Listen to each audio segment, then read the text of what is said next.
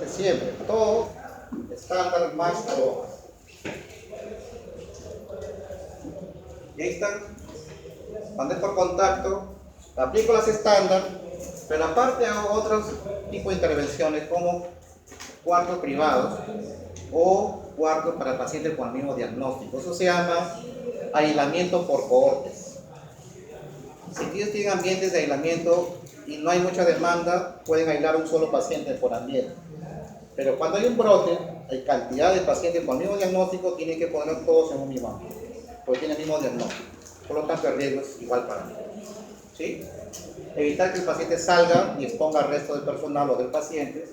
Los artículos médicos individuales, estetoscopio, mandilón, todo solamente para ese paciente. Y empieza el cuarto, desinfección, utensilios personales y las visitas por supuesto están restringidas. ¿De acuerdo? Esto es poner por contacto. Miren cuando es por vía aérea. Cuando es por aerosol, o sea, partículas de menos de 5 micras, ¿sí? Las estándar más cuarto con presión negativa. Significa que el ambiente jale el aire de afuera y no permite que el aire salga hacia afuera, o el paciente puede tener tuberculosis y puede diseminar al resto del pabellón. Lo ideal, mascarilla N95 para el personal, obligatorio. Mascarilla quirúrgica para el paciente, ¿sí? Y evitar el transporte, si sale de que con toda la protección del caso, visita y eso está demostrado también en aerosol.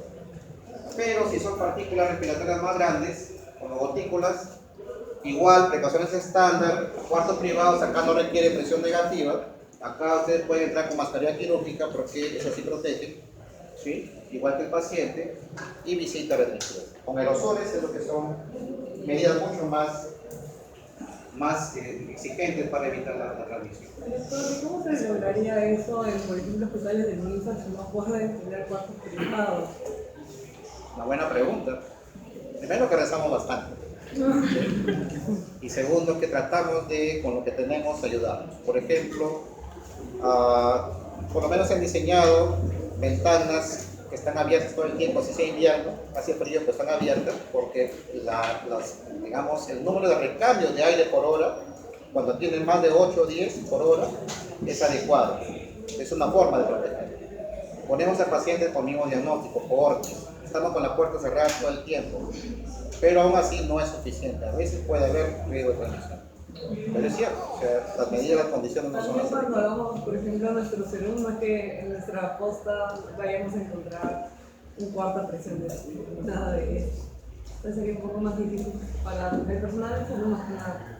No sé cómo habrá cambiado ahora. Yo hice mis ceros en la Sierra de Piura y no tenía agua ni luz.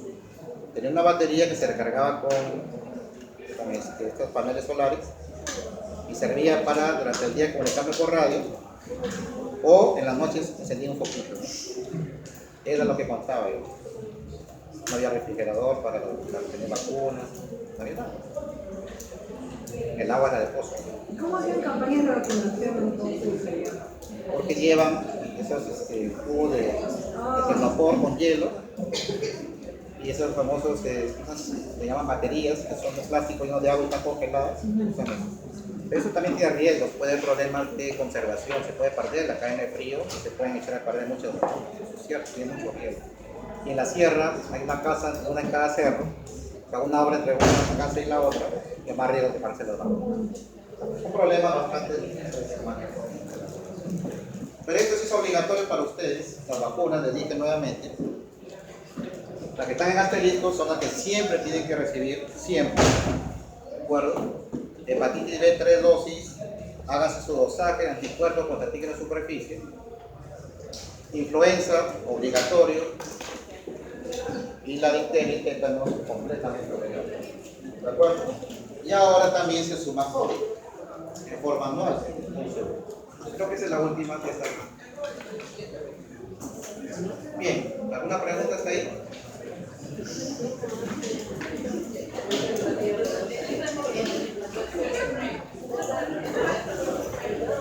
Hola.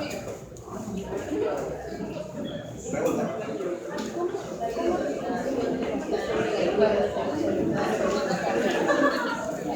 expulsar. Lo que pasa es que la presión negativa son unos sistemas de filtros que en lugar de expulsar aire, más bien lo jalan. Jalan el aire, y ese aire se queda en filtros y atrapa las partículas contaminantes. Y eso evita que esos partículas contaminantes salgan a los ambientes y infecten a los pacientes. Trata que el aire nunca salga, más bien jala aire de afuera. Y evita que las partículas que están contaminadas en ese ambiente salgan.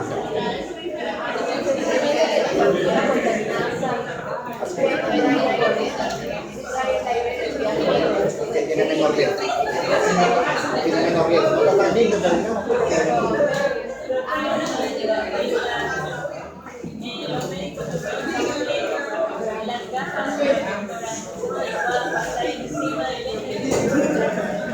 ideal.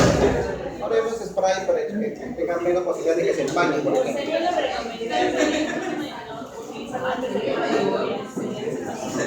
Sería más recomendable que utilizar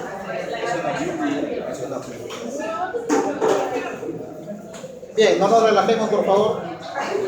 Vamos a tocar el último tema.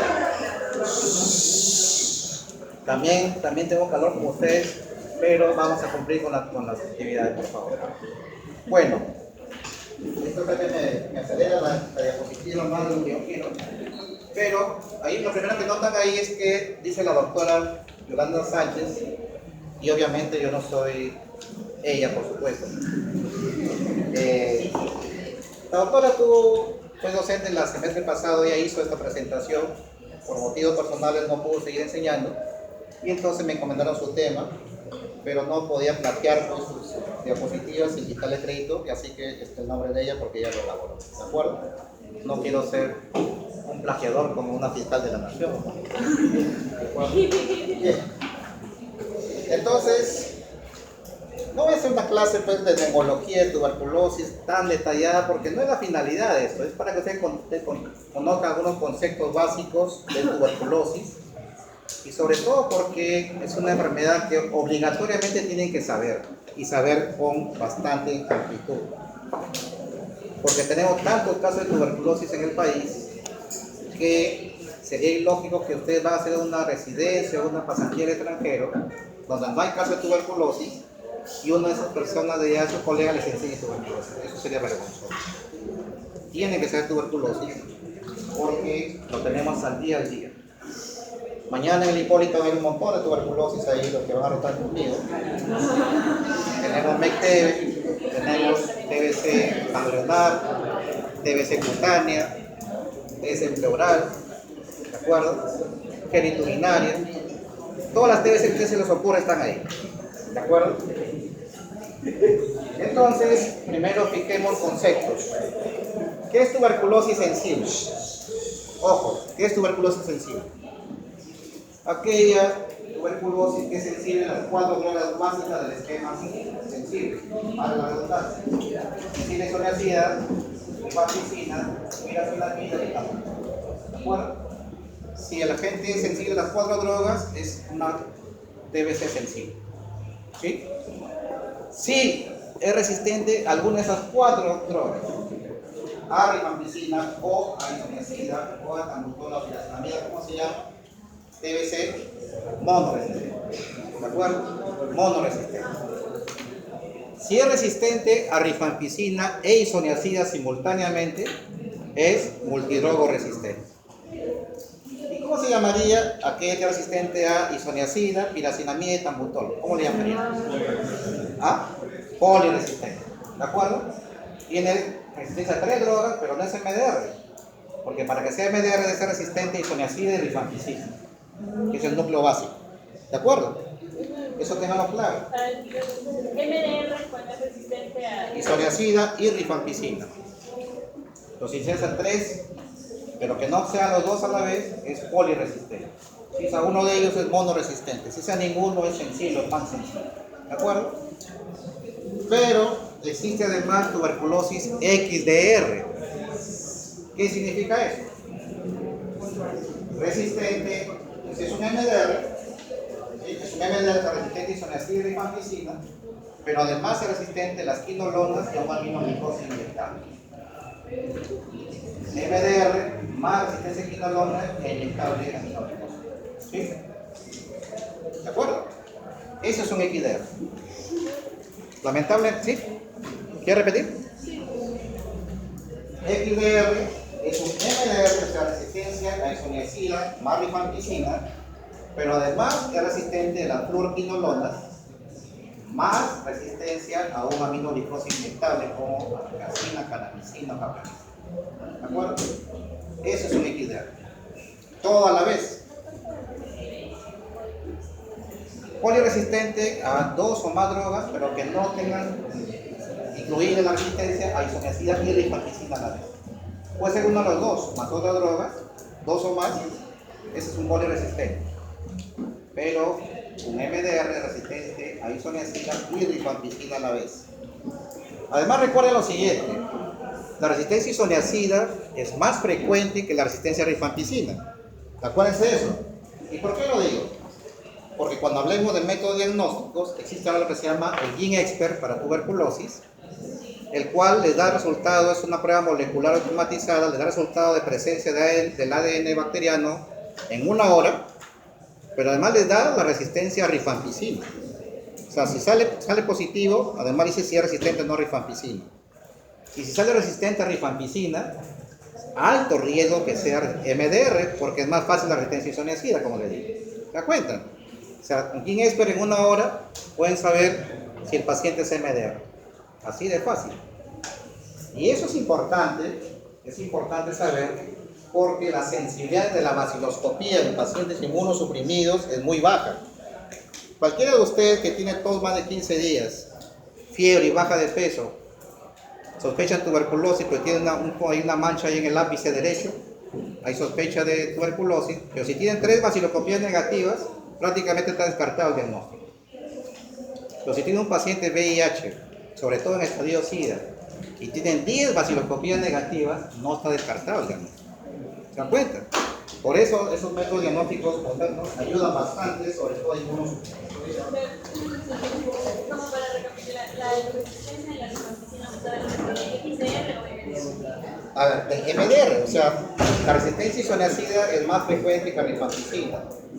En GeneXpert, si sale resistente a rifampicina, tiene alto riesgo de ser MDR porque es más frecuente la resistencia isoniazida, ¿no? O sea, ya uno automáticamente tiende a poner la alarma que ese paciente puede ser un MDR. ¿De acuerdo? A eso me refiero. Miren ese caso clínico. Paciente en estadio SIDA, 30 años, hace 8 años carga, pero hace 2 años que abandonó. Miren el CD cuadro, 20, o sea, casi no tiene defensas. ¿Sí? Tiene síntomas respiratorios, además como tiene síntomas respiratorios, pero además tiene lesiones cutáneas, violáceas, que son muy compatibles con sarcoma caposo. O sea, es sintomático respiratorio, pero además tiene problemas cutáneos que parece un cáncer, un sarcoma caposo. El problema está en que si ese fuese un paciente sin VIH, con esos síntomas de tos con flema por 15 días, fiebre, baja de peso, sudoración nocturna, eso es una PBC. Pero un paciente con HIV, eso puede ser cualquier cosa.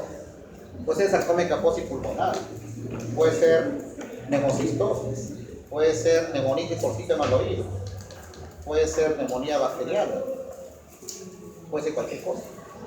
Ese es el problema con el HIV en cuanto a la dificultad diagnóstica para tuberculosis. ¿De acuerdo? Es un problema, porque vean eso y solo con los síntomas de arriba no pueden decir que es tuberculosis. La TBC lamentablemente sigue en aumento. El Perú es uno de los principales países causantes de tuberculosis sensible, de tuberculosis MDR y de los primeros de XDR también a nivel mundial. Somos lo máximo en tuberculosis. Por eso la importancia que ustedes sepan cómo diagnosticar y manejar, porque eso debemos bajar a corto plazo. ¿De acuerdo? Miren estadísticas. Y ojo que si ustedes revisan estadísticas de 2019 2021, van a ver algunos casos o datos donde aparentemente bajan los casos de tuberculosis en el país. Falso. Lo que pasa es que todos los recursos fueron para COVID y nadie hizo seguimiento de tuberculosis. Por lo tanto, no hubo búsqueda activa de casos y entonces solamente lo que salió un PK positivo por cualquier chequeo son los que se reportaron, pero no se buscaron más casos que sí hay. La estadística no ha disminuido, ha aumentado, estoy seguro, incluyendo el personal de salud. El Hipólito más o menos tiene un promedio de 8 a 10 personales de salud por año que se infectan tuberculosis. Por año. Y aunque no lo crean, los pacientes que más, los servicios que más ven tuberculosis es neurología e infectología. Pero hasta ahora no hay ningún infectólogo, excepto una doctora que fue residente, que vino con tuberculosis. No se infectó en el hospital. Porque usamos las medidas de bioseguridad que les había mencionado. Nos cuidamos, pues sabemos que hay riesgo, nos cuidamos en todo momento. Pero hay tuberculosis personal, incluso administrativo. Las secretarias tienen tuberculosis porque no se cuidan. Piensan que hasta ahí no llega la tuberculosis. Tengan cuidado. N95 nuevamente para mañana. Él es el amigo que descubrió la bacteria, Robert Koch, y por eso se llama bacilo de Koch, pues obviamente por eso. ¿De acuerdo? Sin embargo, después de muchos años recién aparecen drogas contra este germen, y la primera droga que apareció fue un aminoglicosio, fue la etripamicina. Tenía mucha eficacia, pero rápidamente hizo resistencia. Y entonces, antes de continuar, yo les voy a recomendar un libro que se llama Tuberculosis, y aunque no lo crean, el autor es chileno, que creo que no habrá visto 10 casos de test en su vida, pero ha hecho una muy buena revisión. Ha hecho una muy buena revisión, y la fisiopatología está muy bien detallada en ese libro. Cómprenlo. En Amazon está 30 sobre la copia, por vía virtual también lo pueden comprar. Ahí van a entender que la tuberculosis tiene varios estadios. Hay micobacterias en estadio de crecimiento rápido, hay micobacterias de crecimiento lento, y hay micobacterias que están en estado latente, durmiendo ahí. Por eso que el esquema de tuberculosis usa 4 drogas, porque hay bacteriostáticos y bactericidas. Los bactericidas para el crecimiento rápido y lento, y los bacteriostáticos para los que están en estado latente. Por eso usamos 4 drogas, no por casualidad. ¿De acuerdo? Es importante eso. ¿Sí? Entonces, el tema de la TBC es un problema serio. Y vamos a ver algunos casos ahí para que ustedes recuerden que el tema de la inmunidad también es importante. Mientras más bajo la inmunidad, los síntomas son diferentes. Si ustedes hacen tuberculosis, van a formar un granuloma porque su respuesta inmune genera inflamación y forma un granuloma en el pulmón. Mientras más bajo es el CD4, ya no forma granulomas y puede afectar los 2 pulmones, y entonces la placa ya no es típica de la tuberculosis. ¿Alguien me puede decir por qué un inmunosuprimido hace infiltración bilateral y en espacios más bajos del pulmón, o sea en lóbulos posteriores e inferiores, y no un inmunocompetente que lo hace en el ápice? ¿Por qué? ¿Cuál es la explicación? Porque el sistema no puede tener el foco en el ingreso, entonces mejor que avanzar ahí. Ya, por ahí va la cosa, sí. Miren, la bacteria es aerófila, necesita oxígeno para multiplicarse. ¿En qué parte del pulmón hay más ventilación? El ápice. Por eso en el ápice le gusta y ahí se queda, porque ahí hay bastante oxígeno, se multiplica rápido. ¿Sí? Pero además porque hay inmunidad, tenemos macrófagos alveolares que evitan que avance a planos más profundos. La inmunidad lo detiene. Y como él ve que está bien con el oxígeno, se queda ahí. Pero cuando hay inmunosupresión severa, ya no encuentra ninguna forma de detenerse y se va hacia los planos más profundos, lóbulos posteriores e inferiores. Pero cuando llega ahí, se encuentra con una sorpresa. Hay menos oxígeno. Y por lo tanto crece más lento. Y por eso que la baciloscopía en VIH, primero porque la flema de la parte más baja es difícil que salga, y además porque hay baja carga bacilar por crecimiento lento, porque hay poco oxígeno. Entonces hay pocas bacterias, y es más difícil que la muestra llegue hasta afuera, y por eso la baciloscopía tiene bajo rendimiento en HIV. Esa es la explicación. Sale pausa bacilar en los cultivos a veces. Poca cantidad de germen, porque la parte más inferior es menos oxígeno. Puede ser eso. Por eso que la baciloscopía no descarta el diagnóstico, y por eso requerimos más métodos diagnósticos nuevos. Miren esto. Un inmunocompetente que tenga uno o todos de esos 4 síntomas, ustedes sospechan TBC como primera posibilidad. Pero si es un HIV, eso no les da el diagnóstico de TBC, con toda seguridad. Puede ser cáncer de pulmón, puede ser problema de histoplasmosis pulmonar, etcétera. Hay un montón de síntomas. Pero eso, ninguno competente es TBC hasta que no demuestren lo contrario. ¿De acuerdo? Peor si agregan esputo hemoptoico, mayor sensibilidad para la posibilidad de tuberculosis. Con esos 4 síntomas, 80% de posibilidad que sean TBC. Si agregan esputo hemoptoico, mucho más. Pero, miren, en el HIV y cualquier enfermedad inmunosupresora, más frecuencia de TBC extrapulmonar. Encontramos ahí, lo que ustedes ven ahí son los más frecuentes. Yo he visto tuberculosis en glándula suprarrenal, he visto TBC renal, he visto TBC genital, he visto TBC cutánea, he visto TBC ocular. Porque en HIV ven todo lo que ustedes van a ver solamente en el libro. Esto es lo que se ve más frecuentemente: ganglionar, McTeBe, pleural, ¿sí? Enteroperitoneal son los más frecuentes, pero no son los únicos. Los síntomas, entonces, ya cada uno de ellos se va a ver. Pero esto es lo que le decía. Entonces, el problema es que cuando hay la coincidencia con VIH, los síntomas no son los clásicos, puede ser subclínico, incluso la placa puede ser normal, y no descarta que no haya tuberculosis. La baciloscopía generalmente es negativa, y hasta esperar el cultivo, que demora 2 meses en no extinguirse, el paciente ya se murió. ¿Se dan cuenta? Placa de tórax puede ser normal o no ser la típica clásica placa del paciente con tuberculosis, y esperar el cultivo es demasiado tiempo. Por eso aparecieron cultivos más rápidos y más sensibles también. ¿Sí? Pero además, miren, hay más infecciones oportunistas que pueden llegar al pulmón y combatir o complicar los síntomas. Pero también hay simultáneamente esas infecciones en el mismo paciente. En HIV, tuberculosis, neumocistosis y toxoplasmosis son los infecciones oportunistas más frecuentes que hay. Después ya está en la candidiasis oral, neurocriptococosis, etc. Todos esos pues dan síntomas en un paciente.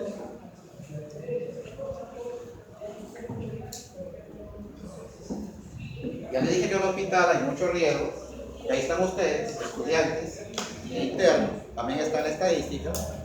Por eso mañana N95, vuelvo a repetir, y no por temor van a dejar ir mañana, cumplir los 4, por supuesto, del grupo, ¿de acuerdo? Importante, todos que estamos en el hospital tenemos riesgo, todos.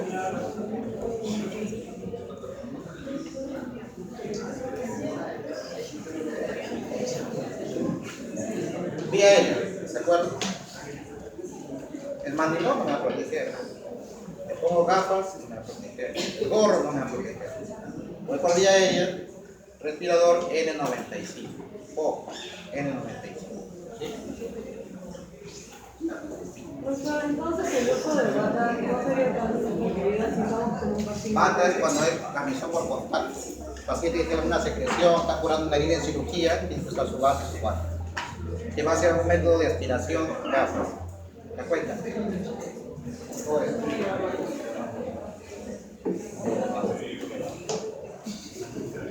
Este es un problema en la práctica diaria. Y un paciente de emergencia con tos productiva y fiebre, le toman una placa y ven una manchita, y le interno dicen, es una NAC, neumonía que hay en la comunidad. Lo pasan con cetrazona más acitromicina o claritro al piso, y el lunes durante la visita ven la placa y esto no es neumonía. Está en el ápice y tiene un hueco ahí, está caverna. Ven cada 3 cruces. Y todo el sábado y el domingo ya contagió al resto de pacientes y al personal de salud. ¿Qué dijo usted que es 3 cruces? Esto. El paciente que llega a emergencia, la baciloscopía debe estar disponible a las 24 horas en un hospital. Cualquier hora que el paciente llega sospechoso, debe hacer la baciloscopía, debe estar en 1 hora. Eso es la norma que dice el MINSA. ¿De acuerdo? Hay que evitar eso. Y son las medidas de protección: respirador para el personal de salud, y para el paciente con baciloscopía positiva, el tema de mascarilla quirúrgica. Ojo, allá en el hospital, en cualquier servicio, si tiene baciloscopía positiva en esputo, donde puede contagiar, pasan a aislamiento a neumología, donde tienen ambientes con presión negativa, o si no lo tienen, tienen filtros EPA, y si no lo tienen, tienen luz ultravioleta. Ahí van los pacientes con baciloscopía positiva. En esputo, pues si es baciloscopía en heces, en orina, en ganglio, se quedan con nosotros porque eso no contagia y se empieza el tratamiento. ¿De acuerdo? Eso es lo importante. Pero si es un paciente MDR, Recuerden que las drogas son tóxicas. Algunas drogas causan problemas en el nervio auditivo, algunos causan problemas psiquiátricos, hepáticos, renales. Por eso, todas esas evaluaciones pasa un paciente que va a recibir tratamiento MDR. No es por casualidad, ¿de acuerdo? Miren cómo estamos. Lima y Callao, el 58% de todas las TBC nacionales están en Lima y Callao. El 82% de las MDR están en Lima y Callao. ¿Sí? Y el XDR, el 93% están en Lima y Callao. Entonces estamos en riesgo. Hay que cuidarnos. ¿De acuerdo? Algunos ya no quieren estudiar medicina, seguro después, pero tienen que tener un cuidado restrictivo nada más. ¿De acuerdo? Ahí están las definiciones, ya no voy a repetir, ya hablamos de eso. Están cansados de también. Ahí están las definiciones. Y el tema de tratamiento, el diagnóstico. El diagnóstico. Existen métodos o pruebas de sensibilidad, ¿de acuerdo? Estas son una de ellas, las antiguas. El MOX es una prueba fenotípica, cultivo relativamente rápido. Ojo, el MOX fue diseñado por una investigadora peruana. Ese fue digamos, el aporte peruano a la TBC mundial. El MOX es peruano. Una técnica que en 2 semanas le da al paciente si era positivo y si era resistente a isoniazida o reumatismo. También está el método Gries, que salió para 3 semanas. Y otros métodos y los cultivos clásicos que ustedes conocen del Lowenstein Jensen, que demora 1 mes de crecimiento y 1 mes la sensibilidad, o sea, 2 meses para saber si es MDR. Por eso que aparecieron otras pruebas, ahí no está, pero lo voy a mencionar. Una de ellas es el GeneXpert que les mencioné, GeneXpert, que está validado para esputo y para angiocefalorraquídeo. Y también apareció el TB-LAN. TB-LAN es una técnica también molecular que les da rápido resultado en 1 hora. El tema de la presencia de micobacterias en esputo y en orina, con una sensibilidad por encima del 90%. Y sobre todo en pacientes inmunosuprimidos. Por eso que el hospital hace GeneXpert o TB-LAN a los VIH o cualquier paciente inmunosuprimido que tiene mejor rendimiento y donde las técnicas habituales clásicas de osciloscopía que son negativos. ¿De acuerdo? Una que tiene el diagnóstico, entonces la sensibilidad dicen que esquema usado. Si es sensible, el esquema 1, o sensible de las 4 drogas, 6 meses si no es VIH, 9 meses si es VIH. Si es MDR, usan el esquema de 18 meses. Y si es XDR, hay esquemas ya que dice la norma, núcleo básico oral o núcleo básico intravenoso, de acuerdo si está hospitalizado o no el paciente, y el tiempo no menos de 24 horas.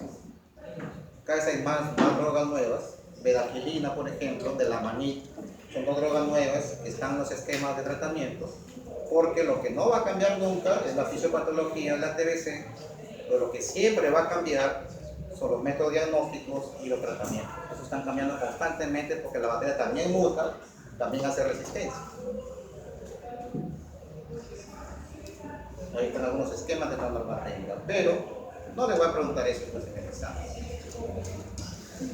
O sí les pregunto. Las drogas, la fecha, la duración. En realidad, eso es lo que les quería dar de tuberculosis, aspectos básicos. No les voy a dar una clase con todos los detalles, pero sí compren el libro, aunque yo no recibo regalías por eso, obviamente, pero yo lo he leído y por eso se lo recomiendo. Miren, para terminar, es un caso clínico rapidito que yo también en el Carrión. ¿Cuál libro? Tuberculosis de Victorino Fargas, el autor. Victorino Fargas, tuberculosis. Miren, en este caso, yo era residente de 3er año en el Carrión.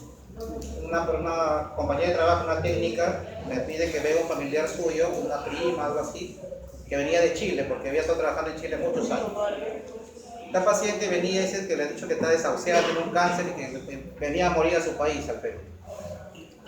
Y cuando la vi, era una paciente de 1,55 y pesaba 38 kilos, no más. Era hueso y pellejo. Y me traía un resultado de una biopsia de un ganglio hecho en Chile que decía baciloscopía negativa descartar proceso linfoproliferativo, o sea, están planteando linfoma. Lo que más me sorprendió es que estando en el Perú, en Lima, fue al INEM y le hicieron otra biopsia que decía lo mismo, baciloscopía negativa y descartar síndrome linfoproliferativo, otra linfoma. Pero cuando llega y lo veo, clínicamente tenía escrófulas, tenía unos ganglios que habían abierto y están drenando solos. Y salía una secreción como un requesón, la clásica secreción gaseosa que dicen los libros. Guantes, le apreté un poco, acerqué un poco eso, frasquito, de mandé al laboratorio, a la hora tenía resultados 3 cosas. Entonces, ¿qué pasó ahí? Los chilenos son malos diagnosticando, el INEM también es malo diagnosticando. ¿Qué pasó? Yo también tenía la duda como ustedes, hasta que leí el libro. Y en el libro cuando lean TBC ganglionar, en TBC ganglionar van a ver que tiene estadios. Al igual que la meningoencefalia tuberculosa tiene 3 estadios, en los ganglios también. Resulta que cuando nuestro sistema inmune tiene contacto con la TB, reacciona, se inflama, pero es una adenitis reactiva. Por eso es que ahí hacen una biopsia tan negativa para baciloscopía. Eso pasó en Chile probablemente y también de repente en el INEM. Después viene una segunda estadio en el cual ya hay algunas micobacterias, pero no hay una gran cantidad importante y a veces salen negativas baciloscopía. Y la tercera fase donde ya hay una alta carga bacilar y ustedes sacan 2 o 3 cruces fáciles. Y eso es lo que pasó con esta paciente. Tratamiento específico, antirretrovirales por el HIV también. Y también en mi residencia la dejé con 60 kilos y su pronóstico de vida también para varios años. Nunca fue cáncer. Miren eso. Lean el libro con gusto. Gracias. Eso sería todo.